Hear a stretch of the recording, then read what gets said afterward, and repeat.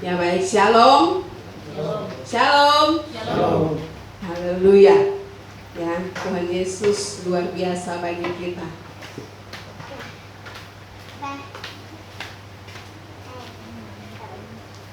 Ya, keadaan tambah sulit. Keadaan semakin sulit. Tetapi kita punya Yesus yang hidup. Amin. Kasih karunia belum diangkat dari atas muka bumi ini, berarti kita masih patut, kita masih harus berbicara dengan Yesus setiap saat. Ya, tanggal 1 Oktober kita akan masuk ke dalam penutupan lagi semuanya sampai Desember.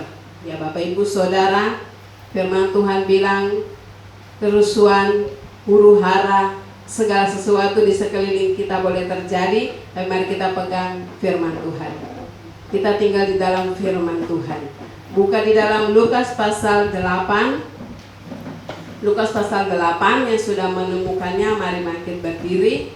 Kita akan ucap bersama-sama satu ayat saja.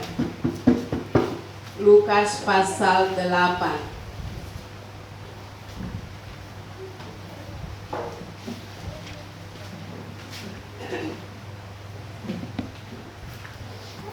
Kita akan ucap ayatnya yang ke-10. Lukas 8 ayat 10. 1, 2, 3. Lalu ia menjawab, kepadamu diberikan karunia untuk mengetahui rahasia kerajaan Allah.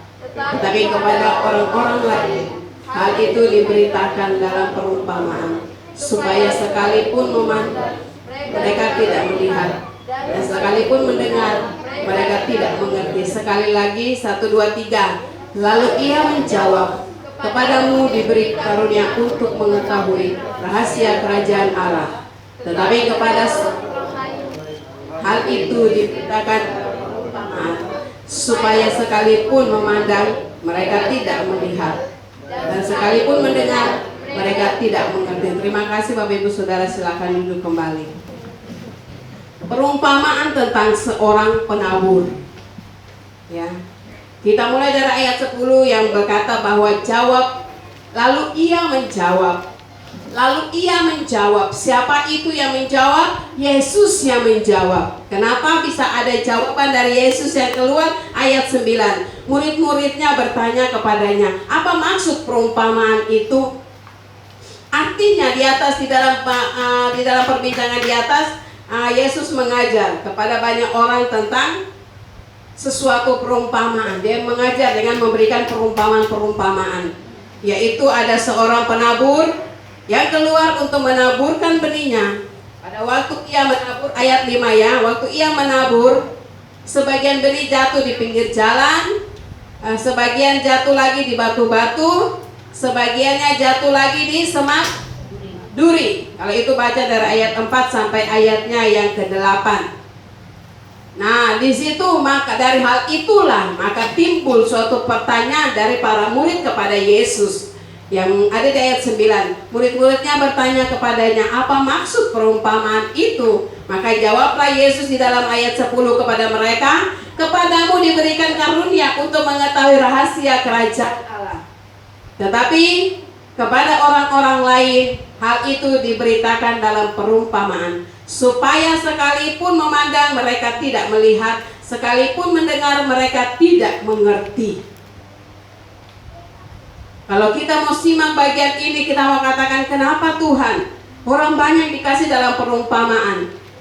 Kenapa sampai mereka terimanya dalam bentuk perumpamaan? Otomatis mereka melihat dan mereka tidak mengerti, tidak melihat dan mereka mendengar tapi mereka tidak mengerti. Karena kenapa sampai seperti itu? Kenapa Bapak Ibu Saudara? Timbul pertanyaan. Kenapa sampai seperti itu? Kenapa semua orang banyak itu dikasih dalam bentuk perumpamaan? Bapak Ibu Saudara, kalau kita yang dulu di dalam ruangan ini, kita sudah digolongkan ke dalam perhimpunan para murid. Ya, perhimpunan para murid. Murid itu mereka dipisahkan dari semua orang-orang yang ada di tempat itu. Karena di situ orang-orang yang hadir mereka dari berbagai kalangan, mereka dari berbagai latar belakang, mereka dari berbagai model dengan sikap pribadi mereka masing-masing. Ada yang menerima firman Tuhan, ada yang menolak firman Tuhan, ada yang mendengar untuk menjadi bahan cerita, ada yang pokoknya dengan karakter masing-masing. Makanya Yesus kenapa kasih di dalam perumpamaan, tetapi murid-muridnya mengerti. Kenapa sampai mereka mengerti? Karena mereka selalu berjalan bersama-sama dengan Yesus. Judul khotbah saya hari ini adalah menang atas dosa. Menang atas dosa. Bapak Ibu Saudara yang sudah menerima Tuhan Yesus Kristus sebagai Tuhan dan Juru Selamat pribadi Bapak Ibu Saudara, dalam kehidupan Bapak Ibu Saudara, itu bukan karena Bapak Ibu Saudara, tetapi itu karena pekerjaan Allah yang luar biasa di dalam kehidupan Bapak Ibu Saudara. Itu pekerjaan Roh Kudus dan pekerjaan Allah. Jadi Allah yang mempunyai target keselamatan bagi kita, Allah yang mempunyai rencana keselamatan bagi kita, maka Dia membawa kita sampai kepada suatu pelayanan yang dimana kita mau menerima Dia sebagai Tuhan dan Juru Selamat pribadi dalam kehidupan kita. Karena kita mau memiliki Dia di dalam kehidupan kita, maka kita menerima kuasa itu. Oleh sebab itu adalah tanda bahwa kita akan mengerti akan kebenaran firman Tuhan dan kita tidak terima di dalam bentuk perumpamaan. Tetapi kenapa orang yang sudah menerima kasih karunia dari Tuhan, keselamatan dari Tuhan, sudah menerima Yesus Kristus sebagai Tuhan dan Juru Selamat pribadi dalam kehidupannya, tetapi masih saja kalah terhadap dosa? Kenapa? Bapak Ibu Saudara, kita semua berjalan dengan Tuhan Yesus dengan cara kita berbeda-beda, masing-masing. Kita berjalan dengan Tuhan Yesus dengan perjalanan kita berbeda-beda. Di antara kita saja kita bisa saling curiga. Amin. Di antara kita saja kita bisa saling curiga. Bahkan kita juga bisa menilai rohani seseorang. Dia itu ibadah pura-pura. Dia itu menyembah pura-pura. Sebenarnya dia itu begini-begini. Bapak Ibu Saudara, hal itu harus diperbincangkan atau tidak? Itu kembali di Bapak Ibu Saudara. Itu tidak bisa kita jawab kepada seseorang yang ada di luar sana, tapi kembali kepada diri kita, ya, kembali kepada pribadi kita. Bagaimana kita harus menempatkan diri kita dan bagaimana kita harus bisa berbicara sesuatu di depan setiap orang, ya, terutama seorang hamba Tuhan, seorang pekerja, seorang pelayan. Di sini yang paling harus kita pegang atau kita ingat adalah kita semua manusia sama sedang berjuang di dalam dunia ini. Kita semua sedang berjuang, tidak ada yang sudah bebas. Semua masih berjuang dan semua masih berjalan di dalam dunia ini menempuh jalan keselamatan itu, yaitu firman Tuhan pada hari ini menegaskan kepada kita bahwa kita melihat tetapi kita tidak kita melihat tetapi kita tidak memahami, kita mendengar tetapi kita tidak mengerti. Kita lihat, kita hari ini pun juga Tuhan Yesus hadir di tempat ini mengadakan mujizat. Tetapi Bapak Ibu Saudara, sesudah itu Yesus pergi, saya percaya kita akan menjadi orang yang biasa-biasa. Ya. Saya selalu berkhotbah di sini, saya selalu selipkan. Waktu seorang nona dipakai Tuhan, saya dengan suami hadir di KKR-nya di Expo. Kami hadir, ya disitulah anak kekasih kami di tempat ini, satu orang bisa turun ke dalam kolam baptisan. Dan waktu dia turun ke dalam kolam baptisan, sempat ada yang protes, kenapa ikut pelayanan model itu langsung untuk dibaptis. Ya, saya tidak protes sekali, sedikit pun tidak. Karena prinsip saya seperti begini, Roh Kudus yang bekerja. Roh Kudus sudah membawa dia ke dalam kolam baptisan, dan bagian kita adalah untuk membentuk dia supaya dia lebih dekat lagi kepada Tuhan. Dan waktu nona itu dipakai Tuhan, saya mengikuti semua kesaksiannya. Dia mengajar di mana dia berjalan kemana, sampai kecil apapun yang dia bersaksi bahwa di atas mobil dia berjalan, dia melihat bagaimana kuasa kegelapan, bagaimana perlindungan Tuhan bagi dia dengan para malaikat di sekeliling dia. Saya ikuti betul semua Bapak Ibu Saudara. Saya ikuti bukan untuk apa, bukan untuk hebatnya dia, tidak. Tapi saya ikuti dengan saya kembalikan kepada firman Tuhan, dan saya bawa ke bagaimana saya juga mengalami kelahiran baru. Dan waktu dia menyatakan semua itu, saya bilang, Tuhan ini luar biasa. Tetapi saya kembali berbincang dengan Tuhan. Tuhan, kalau bisa, dia tidak boleh mundur dari Tuhan sedikit pun. Tetapi apa? Dia berjalan, dengan waktu berjalan 1, 2 tahun, 3 tahun sudah hilang. Sampai hari ini. Ya. Sampai hari ini. Demikian juga dengan 4 orang pemuda. Mereka tiba-tiba di saat mereka dihidupkan Tuhan dengan Roh Kudus, tiba-tiba dan mereka dibawa bernubuat dan menyatakan kuasa Tuhan di mana saja mereka berada, sampai mereka datang bertemu dengan saya. Dan mereka sampaikan nubuatan kepada saya. Saya mendengar, saya tidak menolak, saya mendengar semuanya. Selesai saya bilang, terima kasih saudara, Tuhan pakai kalian. Tetapi yang saya mau sampaikan adalah bagaimana kita mempertahankan ini sampai akhirnya Tuhan panggil kita. Entah mati atau Tuhan datang. Dan di tahun 2014, ya 2014 Benihin datang ya. Tahun 2014 saya bertemu dengan seorang pemuda yang satu dengan saya sampai akhir hidupnya. Tuhan panggil dia pulang. Tetapi dia sudah Tuhan angkat sampai Tuhan kasih duduk dia di satu jabatan yang luar biasa. Dan itu satu orang. Yang satunya bertemu dengan saya di Pendoa Benihin. Saya bertemu dengan dia. Kita selama doa, dia selalu sapa, dan saya tidak mau berbicara lebih khusus tentang hal itu. Sampai dekat Benihin mau datang, saya bertemu dengan dia. Saya bilang, sudah sampai perkembangan kalian sudah sampai sejauh mana dengan Tuhan? Dia bilang yang 2 sudah mundur dan mereka sudah kalah total, sampai mereka sekarang memberikan diri mereka untuk setan. Saya bilang, Tuhan tolong, kenapa sampai bisa begini? Baru kamu, saya masih jatuh bangun. Saya bilang harus bisa kuat.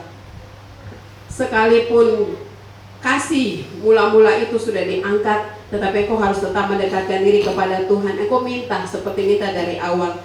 Saya percaya pasti Tuhan kembalikan. Saya tidak tahu perkembangannya sampai sekarang. Bagaimana kita harus bisa menang atas dosa Bapak Ibu Saudara? Di dalam Lukas pasal 8 ayat 10 sudah menuliskannya dan berkata dengan jelas, Yesus berkata kepada para rasulnya bahwa, lalu ia menjawab, kepadamu diberikan karunia untuk mengetahui rahasia kerajaan Allah. Setiap orang yang mengalami pembaharuan dengan Tuhan dan menerima Yesus sebagai Tuhan dan Juru Selamat, dia sudah diberikan kuasa dan kasih karunia dari Allah mengalir untuk dia memahami setiap firman Tuhan. Tetapi kepada orang-orang lain hal itu diberitakan dalam perumpamaan, supaya sekalipun memandang mereka tidak melihat, sekalipun mendengar mereka tidak mengerti apa yang membuat semua itu terjadi, karena ada selaput. Bapak Ibu Saudara tahu selaput? Selaput itu bukan balok, bukan. Selaput itu juga bukan kain, bukan triplex, bukan. Dia itu cuma benda tipis seperti lendir yang menutup mata. Apakah barang tipis itu tidak bisa dilepas oleh Tuhan? Tuhan bisa lepas, tetapi harus disertai dengan sikap pertobatan daripada pribadi kita. Kita sadar, kita selalu datang kepada Tuhan. Kita berusaha untuk datang kepada Tuhan, mendekatkan diri kepada Tuhan. Kita datang beribadah, kita datang untuk selalu mau menjadi yang baik, tetapi kita selalu dihalangi oleh sesuatu hal, yaitu beberapa hal yang akan saya sebutkan di sini, yaitu kadang kita sudah mau menyembah Tuhan dan masuk ke dalam hadirat Tuhan dengan satu komitmen yang kita ambil dengan Tuhan, tetapi kita masih kadang berbuat dosa persinahan. Kita kadang jatuh di dalam dosa persinahan. Kita jatuh di dalam dosa-dosa itu dan kita tidak mau keluar dari tempat itu. Padahal sebenarnya bisa kita keluar, Bapak Ibu Saudara. Orang yang belum mengalami kasih Tuhan, dia akan mudah keluar. Dia akan mengalami pembaharuan. Tetapi ingat, bukan berarti kau sudah mengalami pembaharuan, kau tidak akan pernah jatuh. Kita akan terus jatuh karena kita masih di bumi ini. Tetapi kalau kita punya sikap yang kita ambil bahwa kita mau meninggalkan dan bertobat, saya percaya ada perubahan terjadi. Tetapi kalau kita punya sikap yang kita katakan seperti begini, biasa, dosa itu biasa, saya sudah biasa jatuh di dalam dosa. Kalau masih ada hal itu mengikat kita, Bapak Ibu Saudara, ingat, kita tidak akan bisa melepaskan diri dengan benar, dengan berhasil atau kita akan bisa menjadi pemenang atas dosa.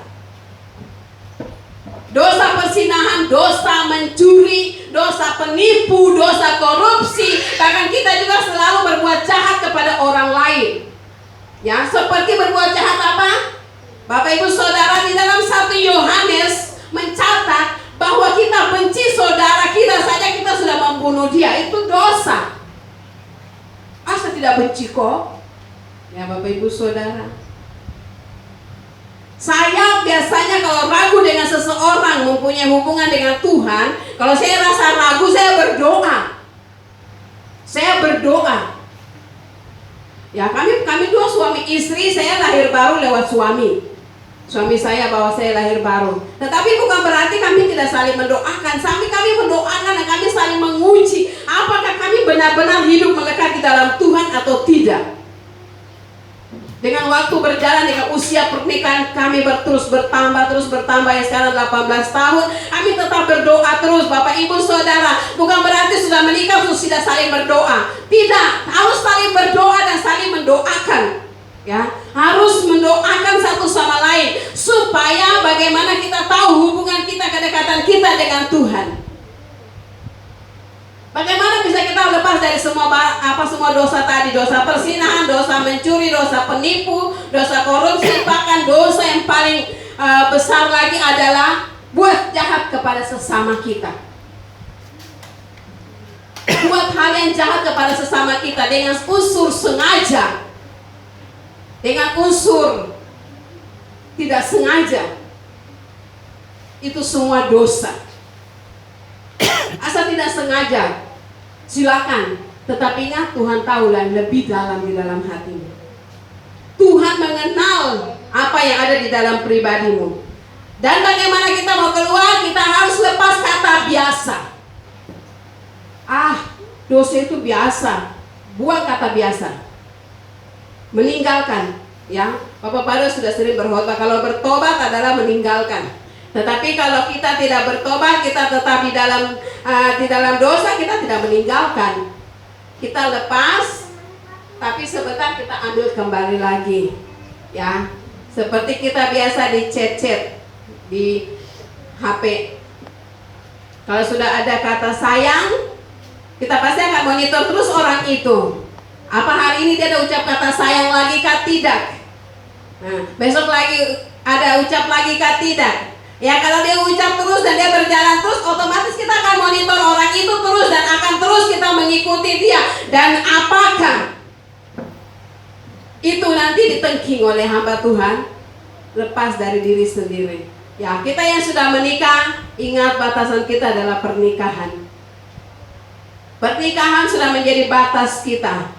Jadi apapun kata sayang dari luar boleh masuk, silakan. Itu mulutnya dia, itu hatinya dia, itu pikirannya dia, silakan masuk. Tetapi bukan kita dari sini lagi kata sayang kita ucap ke sana lagi. Ya, kalau kita dengan teman sekolah atau saya paling banyak teman sekolah. Sekarang sudah nenek-nenek, tapi saya punya teman itu dari SD, SMP, SMA, semua alumni. Bahkan saya punya teman kuliah pun. Lewat alat komunikasi kami bisa bertemu. Ya. Bagaimana supaya kita meninggalkan dosa, Bapak Ibu Saudara? Di dalam khotbah hari Jumat, saya paling suka dengan ayat itu dan saya terus terbawa dengan ayat itu, yaitu di dalam Ibrani 11. Ibrani 11 ayat berapa yang ikut FA? Ibrani 12 ya, Ibrani 12. Ayatnya yang keempat. Dalam pergumulan kamu melawan dosa, kamu belum mencucurkan darah. Di dalam kamu melawan dosa, kamu tidak cucurkan darah, tidak ada darah yang keluar. Tetapi yang keluar adalah air mata karena kesedihan. Hari ini saya bergumul ini, Tuhan tidak menjawab dan kita mulai menangis di hadirat Tuhan. Kita mulai menangis, menjerit kepada Tuhan, berseru kepada Tuhan. Saya kenapa tidak ditolong? Bapak Ibu Saudara, kita sadar atau tidak sadar, kita sudah berjalan ke dalam akhir atau detik-detik terakhir dalam hidup kita. Ya, kemarin siang, ya mungkin para pelayan sampai siap-siap diri. Khotbah saya tidak lama, sedikit lagi sudah mau selesai. Paling kita akan baca ayat firman yang menguatkan. Kemarin saya dapat kiriman ayat khusus. Bahkan saya sampai bingung, saya berdoa, Tuhan, apakah gereja Betani ini ada di dalam satu ikatan badan bukan WHO, tapi ada lagi satu. Apakah gereja Betani ini ada di dalam situ atau tidak? Dan saya bingung, nanti saya mau tanya kembali lagi kepada ketua Porda, apa kita di dalam atau tidak? Ya, nanti bulan Desember akhir, vaksin Indonesia sudah masuk ke dalam vaksin anti corona. Bulan Desember. Dan itu tidak berhenti sampai di situ, itu akan berjalan seperti EKTP.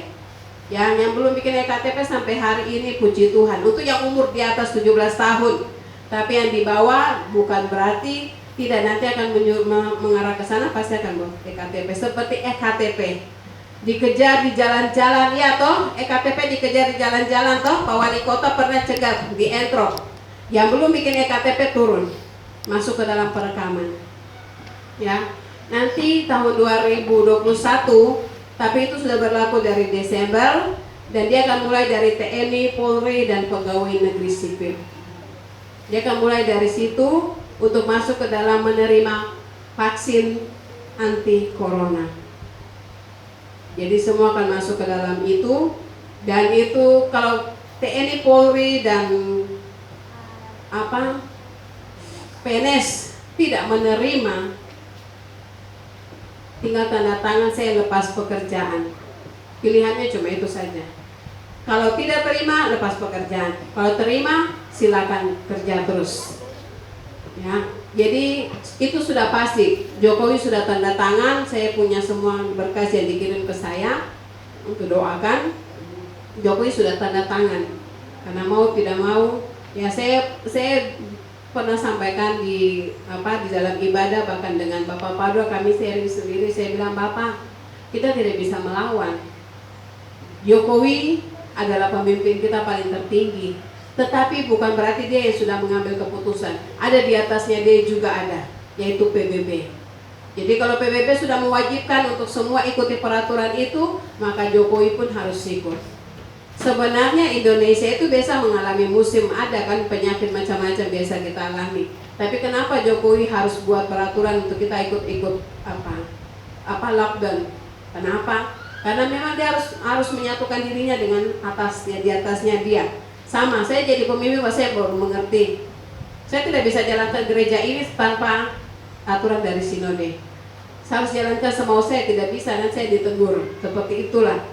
Dan sekarang dia sudah sampai ke tingkatan untuk kita akan terima vaksin. Jadi tahun 2021 itu Desember awal mulai dari TNI, Polri, dan PNS. Nanti Januari ke atas itu akan ke masyarakat sampai masyarakat global. Jadi target mereka itu harus 30 miliar seperti itu jiwa di dunia ini harus masuk menerima vaksin. Ya, lalu corona dia makan banyak itu orang dewasa. Tapi sekarang dia berubah. Dia sapu dari anak 0 bulan sampai usia 19 tahun. Ya. Jadi yang anak-anak Tuhan di tempat ini, mari saya minta kita terus berdoa, minta kekuatan Tuhan. Satu orang buka Yohanes, Injil Yohanes pasal 6.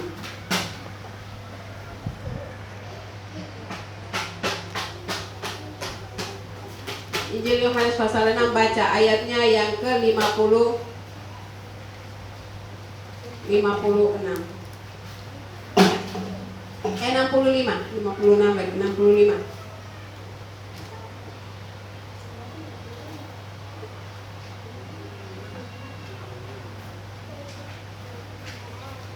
Sudah baca satu orang? Cepat waktu.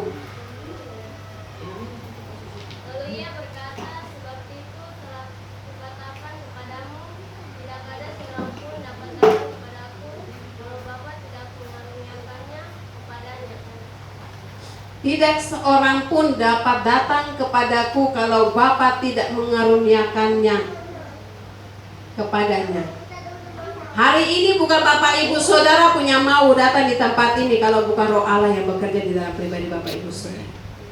Ada Roh Allah di dalam Bapak Ibu Saudara dan hidup di dalam Bapak Ibu Saudara, maka dia menaruh suatu suara di dalam hati Bapak Ibu Saudara bahwa hari ini adalah hari di mana kita harus bersekutu di bait Allah, kita akan menyembah Dia, kita akan memuji meninggikan Tuhan, maka kita mau menerima kebenaran firman Tuhan. Maka Bapak Ibu Saudara hari ini ada di tempat ini menyembah Yesus. Yesus akui bahwa kita bukan datang karena maunya kita, tapi kita datang karena maunya Tuhan.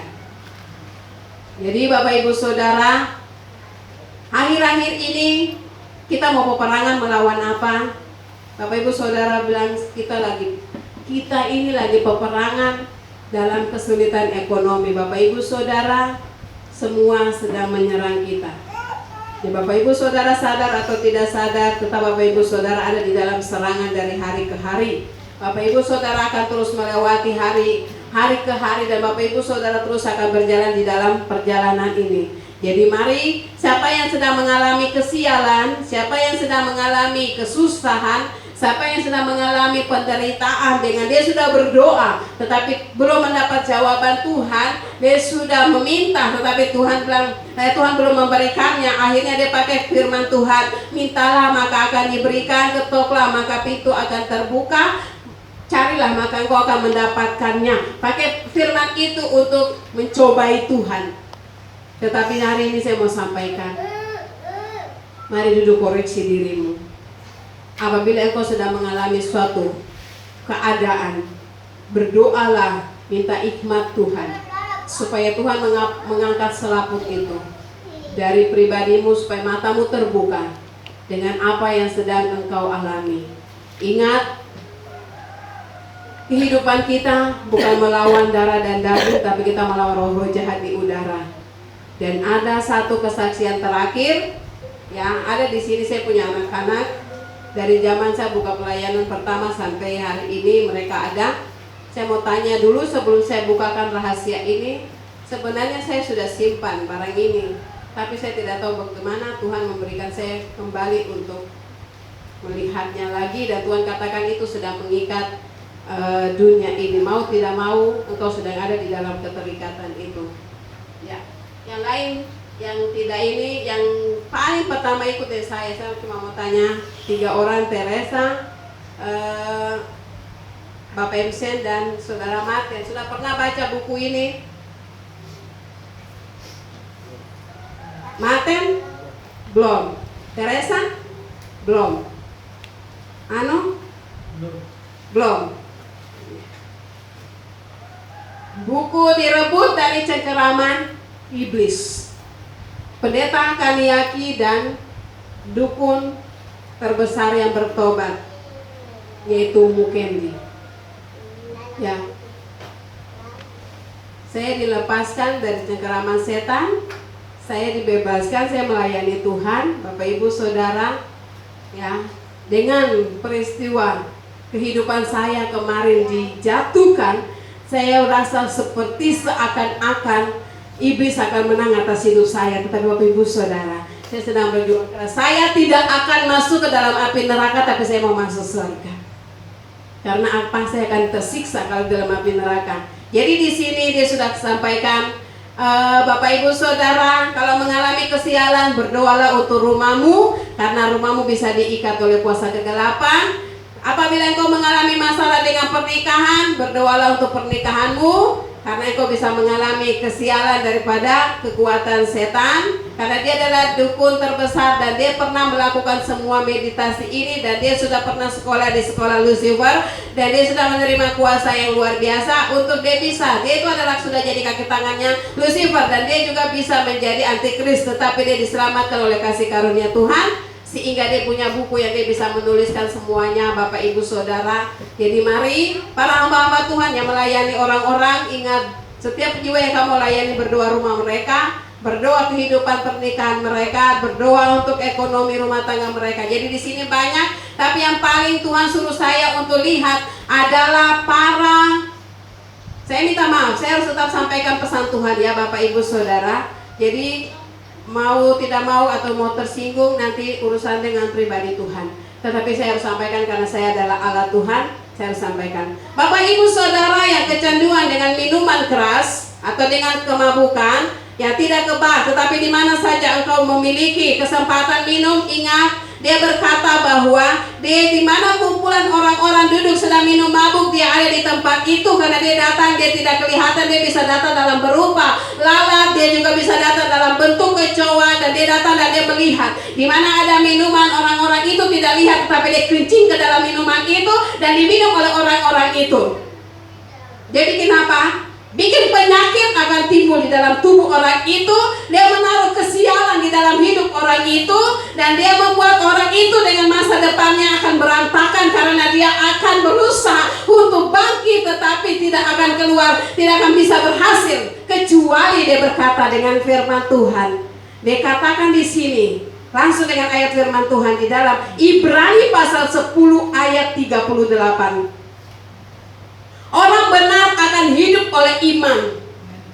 Orang benar akan hidup oleh iman. Jadi Bapak Ibu Saudara yang belum mengalami pemulihan, sesungguhnya engkau sudah melihat bahwa itu sedikit saja di depan matamu, tapi engkau mau meraihnya susah. Bapak Ibu Saudara, Ibrani berkata bahwa orang benar akan hidup oleh iman. Dia dukun, dia berkata bahwa dia cuma menaruh kencing, tapi dia tidak bisa mengeluarkan engkau dari kesialan itu. Tapi dia berkata bahwa firman Tuhan sanggup melepaskan engkau dari kesialan itu. Jadi mari bertobat, berbalik kembali kepada Tuhan, dan hiduplah di dalam takut akan Tuhan. Dan mari, walaupun masih dalam dunia ini, tapi jangan katakan dosa itu biasa. Tapi mari engkau bertindak atas dosa itu. Saya percaya kita akan bisa bangkit berdiri. Bapak Ibu Saudara, jemaat pelita Mas memang mengalami suatu hal, tetapi saya mau sampaikan, selamat atau cepat Tuhan terus membukakannya. Puji Tuhan, hari Minggu kemarin saya bisa sampai di Pantai Ame Yepa. Ya, saya belum pernah ke sana, padahal saya lahir besar di sana, saya SD di sana, saya bola-balik tempat sana, saya belum pernah sampai sana. Tapi kemarin saya bisa sampai bersama dengan anak-anak saya. Jadi saya melihat mereka, kita semua sama-sama baru sampai di pantai itu. Tapi di situ saya mendapatkan satu rahasia Tuhan. Dan disitulah saya merasakan suatu kedamaian. Bapak Ibu Saudara, orang bilang kita kalah, tetapi kalau kita tekun dengan Tuhan, kita akan menang.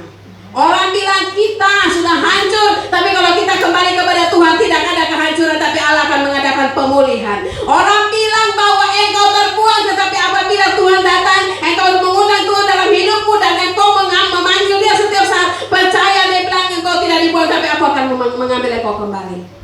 Bapak Ibu Saudara, hari ini pikirkan apa yang Tuhan taruh di depan. Keselamatan besar yang Tuhan sudah taruh di depan. Jangan engkau lihat ke belakang, jangan sampai engkau tertinggal, karena hari kedatangan Tuhan semakin singkat. Tadi pagi saya bilang, Tuhan jadwalmu seperti apa? Saya tidak tahu jadwalmu seperti apa. Apakah antikris datang duluan baru engkau datang di atas awan-awan, atau engkau datang dulu baru antikris datang? Tuhan, saya tidak tahu. Tetapi apabila vaksin itu datang kepadaku, Tuhan, saya tidak tahu apakah saya terima atau tidak. Bapak Ibu Saudara, masing-masing bawa ini dan pulang berdoa. Berdoalah untuk pemerintah, berdoalah untuk dirimu, berdoalah untuk gereja, berdoalah untuk semua orang percaya. Amin buat firman Tuhan.